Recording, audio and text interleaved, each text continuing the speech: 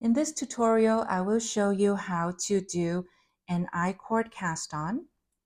To begin, we simply put on 3 stitches onto our needle, and for this demonstration, I'm using the long tail cast on. Then we slide those 3 stitches onto our left needle.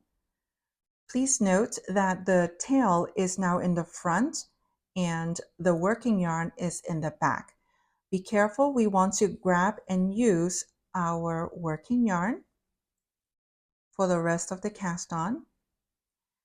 And to begin, we will do a KFB on the first stitch, which is knit front and back, and then knit the other 2 stitches.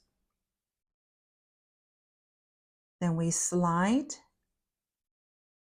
the 3 stitches back onto our left needle and do the KFB again only on the first stitch. Knit front, then knit it through the back, and the remaining 2 stitches we simply knit.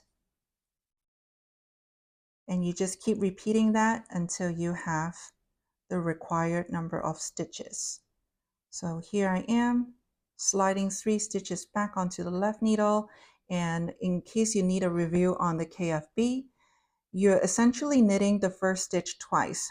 First, like regular knitting, and then you swing your right needle behind that same stitch and insert it through the back loop and knit it again to create 1 extra stitch. Knit the following 2 and then slide 3 stitches back onto the left needle and do it again. Knit it through the front, knit it through the back, and then knit the remaining 2. So let's talk a little bit about how many stitches or the KFB that you need to do. Always check the instructions on your pattern, because maybe the designer for the pattern you're working on has special instructions. But generally speaking, there are 2 possibilities. One is that you do the KFB the number of times you need to cast on. So for example, let's say we need to cast on 10 stitches, so you do the KFB 10 times. But remember how we had casted on 3 stitches at the beginning? Then you're going to have an extra 2 stitches if you do 10 KFBs. So when you start the next step, you're going to have to knit 2 together or knit 3 together or purl, depending on what the designer calls for. Make a subtraction basically, so that you will have the 10 stitches on your needle before you start working on the next step. Other times you may just cast on, do the KFB until you have the required number of stitches on your needle.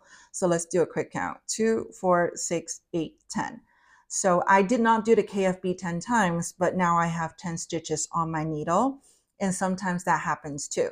So you simply need to pay attention to the instructions on your pattern to see what the designer instructs you to do.